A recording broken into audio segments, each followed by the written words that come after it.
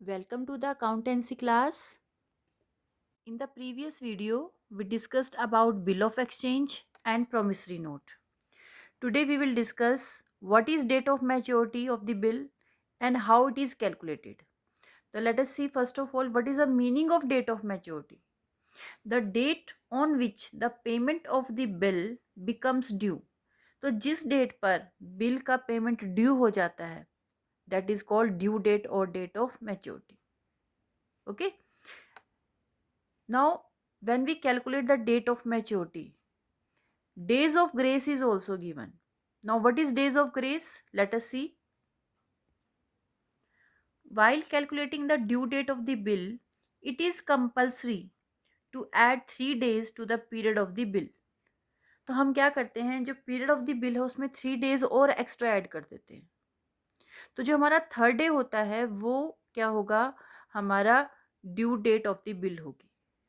ठीक है. और ये 3 days क्या होंगे, ये 3 days को हम क्या कहेंगे, डेज ऑफ ग्रेस. जो हमने एक्स्ट्रा 3 days दिए हैं फिक्स्ड पीरियड के अलावा, उसके अलावा जो 3 days एक्स्ट्रा दिए उसे हम कहते हैं डेज ऑफ ग्रेस.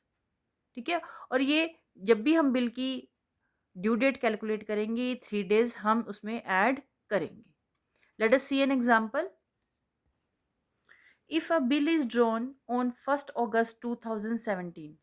एक बिल है जो कब लिखा गया है 1 अगस्त 2017 को, and is payable 1 month after date. और इसका पेमेंट कब होना है, 1 month के बाद होना है. Calculate due date of the bill. अब हम due date of the bill कैसे कैलकुलेट करेंगे. ठीक है. तो देखिए हमें कितना टाइम दिया गया है, 1 month का. और ये बिल कब ड्रॉ किया गया था, 1 अगस्त को. तो 1 month कब पूरा होगा हमारा, 1 सितंबर 2017 को पूरा होगा. प्लस इसमें 3 days ऑफ ग्रेस और ऐड करने हैं हमें. तो 3 days ग्रेस ऐड करेंगे तो 3 days कौन से बनेंगे, 2 सितंबर प्लस 3 सितंबर प्लस 4 सितंबर. ये जो हमारा थर्ड डे है ये हमारा क्या है, ड्यू डेट है हमारी. ठीक है. तो like this we calculate the date of maturity.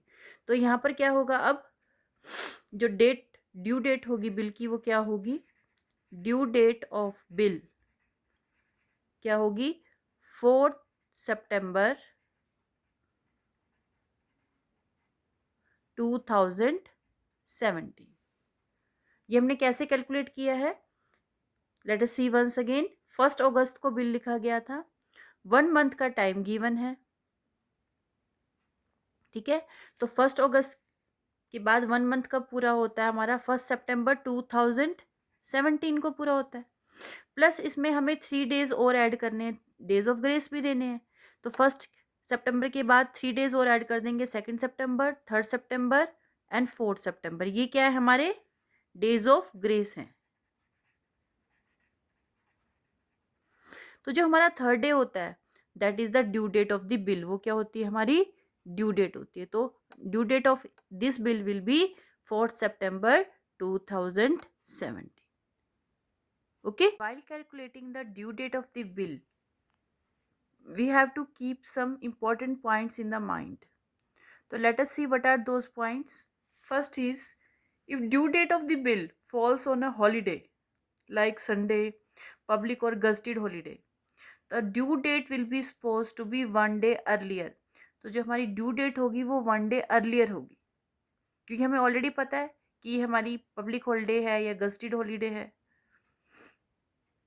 तो जो हमारी ड्यू डेट होगी, अगर हमारी ड्यू डेट इन हॉलीडेज में पड़ रही है तो हम जो ड्यू डेट है वो 1 day पहले क्या करेंगे, लेंगे. लाइक अगर 26 जनवरी हमारी ड्यू डेट पड़ रही है तो हम 26 जनवरी ना लेकर उसे क्या लेंगे, 25 जनवरी, 1 day अर्लियर लेंगे. लाइक दिस 2 अक्टूबर पड़ रही है तो 2 अक्टूबर ना लेकर 1 day अर्लियर लेंगे, 1 अक्टूबर. और अगर 15 अगस्त है तो हम इसे भी 1 day अर्लियर लेंगे, 14 अगस्त. Next point is, if due date including days of grace has been declared as emergency holiday. अगर क्या करते हैं, डेज ऑफ ग्रेस लगाने के बाद, फर्स्ट केस में भी हमें डेज ऑफ ग्रेस लगाने के बाद ही देखनी है ड्यू डेट. अगर डेज ऑफ ग्रेस इंक्लूड करने के बाद जो हमारी ड्यू डेट आ रही है, अगर उस ड्यू डेट को कोई इमरजेंसी हॉलीडे डिक्लेयर हो जाती है, किसी भी वजह से कंट्री के अंदर इमरजेंसी हॉलीडे डिक्लेयर हो जाती है, किसी लीडर की डेथ हो गई है या कोई और इमरजेंसी क्रिएट हो गई है जिससे उस दिन हॉलीडे डिक्लेयर हो गई सडनली, तो हम 1 डे लेटर ड्यू डेट लेंगे. For example, if a bill falls due on 5th June, अगर कोई बिल है उसकी ड्यू डेट है 5th June and it is declared as emergency holiday due to death of national leader, the so what will be the due date. अगर 5th जून हमारी due date आई days of grace include करने के बाद, ठीक है, तो अब हमारी ड्यू डेट क्या होगी, और उसी दिन क्या हो गई, इमरजेंसी हॉलीडे डिक्लेयर हो गई. तो अब ड्यू डेट हम क्या लेंगे, रीज़न कोई भी हो सकता है इमरजेंसी हॉलीडे डिक्लेयर होने का. तो 5th जून था हमारा ड्यू डेट और उस दिन इमरजेंसी हॉलीडे डिक्लेयर हो गई, तो अब हम ड्यू डेट क्या लेंगे, अब हम next day due date consider करेंगे. नेक्स्ट डे क्या होगा, 6 जून, तो 6 जून हमारी ड्यू डेट होगी. तो ये कुछ इंपॉर्टेंट पॉइंट्स हैं जो हमें ध्यान रखनी है जब हम क्या कर रहे हैं, due date of the bill calculate कर रहे हैं. Now let us do some practical question based on calculating the due date. तो calculate the due date of the bills in the following cases. और हमें एक गिवन है कि emergency holiday हो गई है 25 जुलाई 2016 को, ठीक है, ये हमें गिवन है क्वेश्चन में. So first part is date of the bill given है यहाँ पर, this side given is period कि how much time is allowed for the payment. तो first in the first part date वो bill was drawn on 30th April 2017. जो bill था वो कब ड्रॉ किया गया था, 30th अप्रैल 2017 को किया गया था और 2 मंथ्स का टाइम दिया गया था. तो अब ड्यू डेट कैसे कैलकुलेट करेंगे, देखिए 30th अप्रैल है, 2 मंथ्स लेने हैं, 30th अप्रैल के बाद 2 मंथ्स लेंगे हम, 30th मई 2017, ओके, 1 मंथ हो गया. अब सेकेंड मंथ लेंगे 30th जून 2017, 2 मंथ्स हो गए. अब हम 3 डेज ऑफ ग्रेस ऐड करेंगे. 30 जून के बाद 3 डेज कौन से होंगे हमारे, 1 जुलाई प्लस 2 जुलाई प्लस 3 जुलाई, ठीक है. तो ये 3rd डे जो हमारा है 3 जुलाई, ये क्या होगा, हमारा ड्यू डेट होगी. तो due date of the bill will B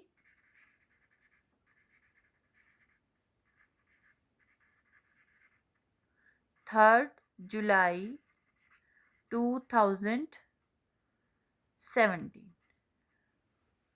okay. Next is bill was drawn on 1st December 2016. इस दिन बिल लिखा गया और एक्सेप्ट हुआ और 60 डेज का टाइम दिया गया. पीरियड ऑफ द बिल है 60 days. So let us see how to calculate due date of the bill. 60 days, अब हम डेज ही लेंगे, मंथ्स के हिसाब से नहीं चलेंगे. अब डेज देखिए कैसे लेंगे, क्योंकि 1 दिसंबर को लिखा गया ना ये बिल. तो अब दिसंबर में कितने डेज रह गए, 31 डेज होते हैं दिसंबर में, 1 डे तो इसमें चला गया. अब कितने डेज हो रहे दिसंबर में, दिसंबर में रह गए 30 डेज, ठीक है. 30 डेज हमने ले लिए दिसंबर के, ठीक है. जनवरी के में कितने डेज होते हैं, 31 डेज, जनवरी से ले लिए हमने 31 डेज, ठीक है. सॉरी 30 नहीं, 30 डेज ले लिए हमने. 30 + 30 कितने हो गए, 60 डेज हो गए. अब हम इसमें क्या करेंगे, 3 डेज और ऐड करेंगे. हमें डेज लेने हैं तो डेज के हिसाब से ही चलेंगे, मंथ के हिसाब से नहीं चलेंगे. अब हम फिर से देख लेते हैं, 1 दिसंबर 2016 को ये बिल लिखा गया था, ठीक है. तो अब 1 दिसंबर के बाद कितने डेज और बचते हैं दिसंबर में, 30 डेज बचे दिसंबर में. उसके बाद हमें 60 डेज पूरे करने हैं, तो 30 हो गए, 30 और चाहिए हमें. 30 डेज दिसंबर के बाद क्या आएगा, जनवरी आ जाएगा 2017, ये 2016 है हमारा, ठीक है. तो जनवरी 2017 से हमने 30 डेज ले लिए. अब हमें क्या करना है, 3 डेज ऑफ ग्रेस और ऐड करने हैं.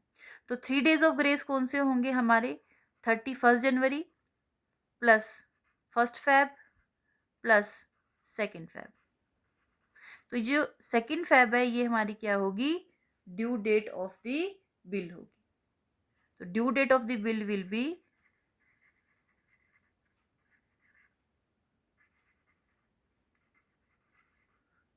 2 फेब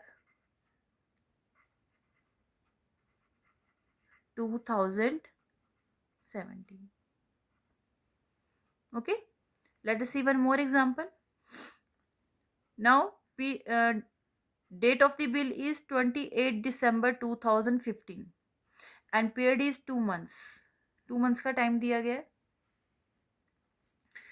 तो देखिए अब 2 months कैसे करेंगे हम। फर्स्ट मंथ हमारा कब पूरा होगा, 28 जनवरी 2016, 1 मंथ हो गया। अब हम सेकेंड मंथ लेंगे। सेकेंड मंथ कब पूरा होगा हमारा, 28 फेब 2016, क्योंकि 15 है ना, नेक्स्ट ईयर आ गया, 16 हो गया। अब 2016 क्या होता है, लीप ईयर होता है, और लीप ईयर में क्या होते हैं, 29 डेज होते हैं। तो जो हमें 3 डेज ऑफ ग्रेस ऐड करने हैं उसमें एक दिन तो हम लेंगे 29 फेब का, ठीक है। फिर लेंगे हम 1 मार्च, देन वी विल टेक 2 मार्च। तो 1 2 3 डेज हो गए। तो ये जो 2 मार्च है ये हमारा क्या है, due date of the bill है। So due date of bill will be 2 March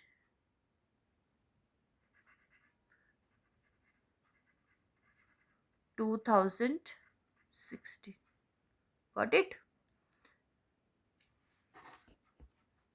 Next is date of the bill is 23rd May 2016 and period is 60 days. Okay.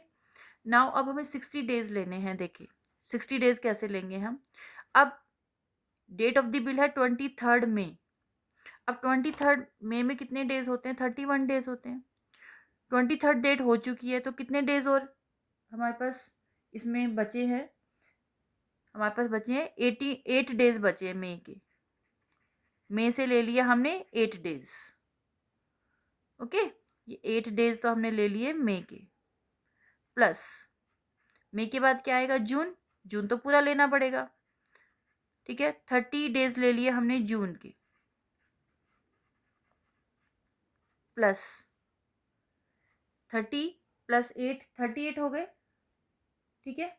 अभी जुलाई के, अब हमें कितने डेज और चाहिए, 60 में से 38 माइनस करके देख लेंगे हम। 60 माइनस 38 इज इक्वल टू 22।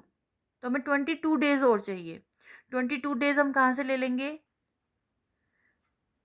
जुलाई से, ठीक है। हो गए 60 डेज पूरे। अब हमें 3 डेज ऑफ ग्रेस और ऐड करने हैं।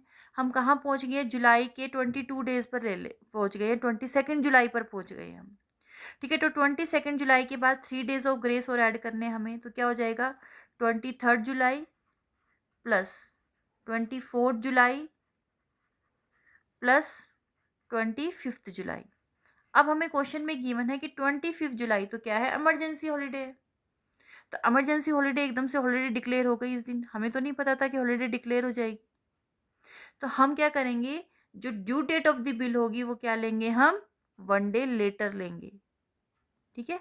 ये हमारी क्या है, इमरजेंसी हॉलीडे है इस दिन,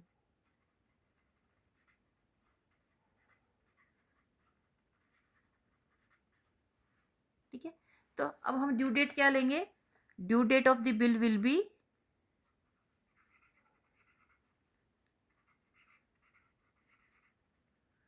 26 July 2016. This will be our answer. Let us see one more example. Date of the bill is 13 July 2016 and period is 30 days. तो we have to take 30 days. तब 30 days कैसे लेंगे हम, जुलाई 13 जुलाई को लिखा गया था। जुलाई में कितने डेज होते हैं, 31 डेज होते हैं जुलाई में। तो 13 जुलाई को तो लिखा गया है, तो 31 में से 13 माइनस कर दो, कितने डेज हो रहेगा जुलाई में, 18 डेज। तो जुलाई से हमने ले लिए 18 डेज, ठीक है। अब 30 में से 18 डेज तो हो गए, कितने डेज हो रह गए? 12 डेज। वो हम कहाँ से ले लेंगे? अगस्त से, ठीक है। अब हम 12 अगस्त में पहुंच गए। अब इसके बाद हमें क्या करना है? 3 डेज ऑफ ग्रेस और ऐड करने हैं। ये 18 डेज लिए हमने जुलाई के और 12 डेज लिए हमने अगस्त के, तो 12 अगस्त तक हम पहुंच गए हैं। अभी 3 डेज और ऐड करने हैं हमें, तो 3 डेज कौन से होंगे हमारे? 13 अगस्त प्लस 14 अगस्त, 2 डेज हो गए। Third day of the grace होगा 15 अगस्त, ठीक है। हो गए 3 डेज ऑफ ग्रेस। अब 15 अगस्त तो क्या होती है? 15 अगस्त हमारी ड्यू डेट पड़ रही है, लेकिन 15 अगस्त तो क्या होती है? हमारी हॉलीडे होती है, इंडिपेंडेंस डे होता है उस दिन, तो है ना। तो ये हमें ऑलरेडी पता है कि 15 अगस्त हॉलीडे होता है हमारा। तो हम क्या लेंगे? हमें ऑलरेडी पता है, तो हम क्या कर लेंगे? ऑलरेडी इसको 1 डे अर्लियर ले लेंगे। तो ड्यू डेट ऑफ बिल क्या होगी हमारी इस केस में? Due date of bill. अब इस दिन क्या होती है? क्योंकि हॉलीडे होती है, तो हमारी due date of the bill क्या होगी? 14 अगस्त 2016. So like this we have to calculate the due date of the bill. Next is bill at site. Now what is the meaning of bill at site? Bill at site means payable on demand. किसका कोई time जो है वो period fix नहीं है payment करने का, ये पेबल ऑफ डिमांड है। पेबल ऑफ डिमांड मीन्स जब भी ये बिल प्रेजेंट कर दिया जाएगा पेमेंट के लिए, जो ड्रॉई ऑफ द बिल है उसे इसका पेमेंट करना पड़ेगा। और इस केस में हम days of the grace add नहीं करते हैं बिल एट साइट में। तो बिल एट साइट का क्या मतलब है? पेबल ऑन डिमांड, ठीक है। इसे हम ऑन प्रेजेंटेशन भी कहते हैं, बिल ऑन प्रेजेंटेशन। इसका मतलब है कि अगर बिल एट साइट है, इसका मतलब है कि कोई टाइम फिक्स नहीं किया गया, मेंशन नहीं किया गया कि पेमेंट कब करना है। तो जब भी ये बिल प्रेजेंट कर दिया जाएगा तो ड्रॉई को इसका पेमेंट करना होगा, और इसमें हम डेज ऑफ ग्रेस ऐड नहीं करते। Next is bill after date, where a bill is payable at a fix period after date. अगर आफ्टर डेट है, इसका मतलब एक पीरियड फिक्स किया गया है कि पेमेंट कब करना है, like after 2 months, 330 days, like this. तो इसमें हम जो ड्यू डेट कैलकुलेट करेंगे वो कौन सी डेट से करेंगे? जिस दिन बिल ड्रॉ किया गया है, ना कि जिस दिन बिल एक्सेप्ट किया गया। जिस दिन बिल एक्सेप्ट किया गया उसको, उस डेट को हम कंसीडर नहीं करेंगे। हम कौन सी डेट को कंसीडर करेंगे ड्यू डेट को कैलकुलेट करने के लिए? Date of drawing the bill. और इस केस में हम डेज ऑफ ग्रेस भी देते हैं। फॉर एग्जाम्पल, एक बिल था 1 जनवरी 2015 का, payable after 2 months after date, and it is accepted on 15th January 2015। ये ड्रॉ तो किया गया था 1 जनवरी को, लेकिन ये एक्सेप्ट हुआ 15 जनवरी को। तो ड्यू डेट हम 1 जनवरी के अकॉर्डिंग कैलकुलेट करेंगे, ना कि 15 जनवरी के। तो 1 जनवरी के अकॉर्डिंग हम 2 months लेते हैं, तो 1 Feb, 1 March, ठीक है, plus 3 days of grace, 2nd, 3rd, 4th। तो हमारी जो डेट ऑफ बिल होगी वो होगी 4 March 2015। तो हमें बिल आफ्टर डेट में ध्यान रखना है कि डेज ऑफ ग्रेस भी देने हैं, और इसमें पीरियड फिक्स होता है। और हम जो ड्यू डेट कैलकुलेट करते हैं वो बिल किस दिन ड्रॉ हुआ उस डेट से कैलकुलेट करेंगे, ना कि जिस दिन बिल एक्सेप्ट हुआ। Next is bill after site. Now what is the meaning of bill after sight? Bill after sight means after accepting. तो इस केस में जो हम ड्यू डेट कैलकुलेट करते हैं उसके लिए कौन सी डेट कंसीडर करते हैं कि किस दिन बिल एक्सेप्ट हुआ? The period begin to run from the date of acceptance. जो हम ड्यू डेट निकालेंगे वो किसके अकॉर्डिंग निकालेंगे? किस दिन बिल एक्सेप्ट हुआ। और 3 days ऑफ ग्रेस भी हम इसमें ऐड करेंगे। अगर हम ये एग्जांपल लेते हैं जो हमने बिल आफ्टर डेट में लिया था कि 1 जनवरी को बिल ड्रॉ किया गया था, लेकिन एक्सेप्ट हुआ 15 जनवरी को। तो अगर ये बिल आफ्टर साइट है तो अब हम 15 जनवरी के अकॉर्डिंग क्या करेंगे, ड्यू डेट कैलकुलेट करेंगे। 1 जनवरी को अब हम इग्नोर करेंगे, 15 जनवरी के अकॉर्डिंग क्या करेंगे, हम ड्यू डेट कैलकुलेट करेंगे। तो 15 जनवरी के अकॉर्डिंग ड्यू डेट क्या आएगी, 2 मंथ्स के अकॉर्डिंग। 15 जनवरी हो गई, 15 फेब, 15 मार्च, ओके। 15 मार्च के बाद 3 डेज ऑफ ग्रेस, 16, 17, 18, 18 मार्च इसकी ड्यू डेट होगी। तो इसलिए देखो इस तरह से क्या आ जाता है, डिफरेंस आ जाता है बिल आफ्टर डेट और बिल आफ्टर साइट में। बिल आफ्टर डेट में हम date of drawing the bill consider करते हैं, और बिल आफ्टर साइट में हम date of accepting the bill consider करते हैं। तो this is all about bill at sight, bill after date and bill after site.